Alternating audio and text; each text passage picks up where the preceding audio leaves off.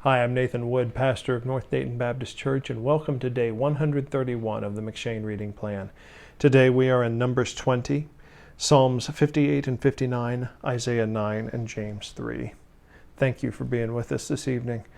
James reminds us in chapter 3 how powerful the tongue is. It can be used for great good, comfort and encouragement, praise, thanksgiving. But it can also be used for great harm. And it's very sharp. You see, the tongue does things that we don't intend it to do. Even if we try just to cut a little bit, thinking that we're okay, and insulting someone a little bit or making them hurt a little bit, which it's not.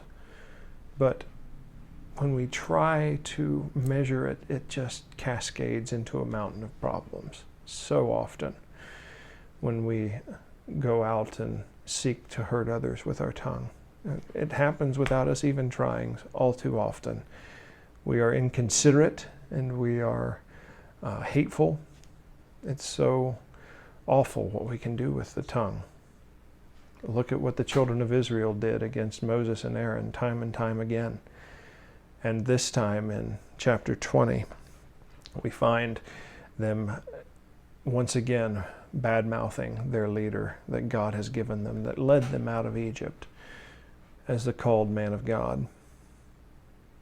But this time, Moses returns sin for sin, sadly. Instead of speaking to the rock, as God instructed, he chastises the people with his mouth. He calls them a bunch of rebels, and he strikes the rock in stress and anger. And God tells him that this is a grievous sin that will prevent him from entering the promised land. Why is that? Why is he prevented from entering into the promised land? It's because this was supposed to be a picture of Jesus that God was giving in the Hebrew Scriptures. You see, the first time that Moses got water from a rock at God's command, he was commanded to strike the rock. This time he was commanded to speak to it. Why?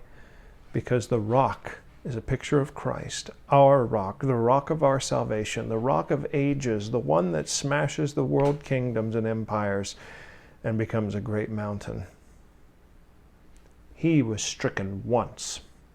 He will not be stricken the second time when he comes back. He was crucified when he came the first time in meekness and lowliness, but he will not be stricken when he returns. And he will take the sword of his mouth, and he will smite the nations that have rebelled against him and turned away from his righteousness and his mercy that he has shown by taking on the chastisement of our peace upon him. You see, Isaiah 9 tells us about Jesus coming as a Galilean and walking among the shores of Zebulun and Naphtali in Galilee, and walking among the people in darkness as their light. And he has come to be our light. But you see, there's going to come a time when that son, a child was born, that child that was born, the son that was given, there will come a time when the government will be upon his shoulders. And indeed, every knee shall bow and every tongue confess that Jesus Christ is Lord. And his name will be called Wonderful Counselor, the Mighty God, the Everlasting Father, and Prince of Peace. One day, all will recognize him for who he is. None will reject him at that day. But once we've come to that point, it will be too late. If you are forced to bow on that day, there is no hope for you.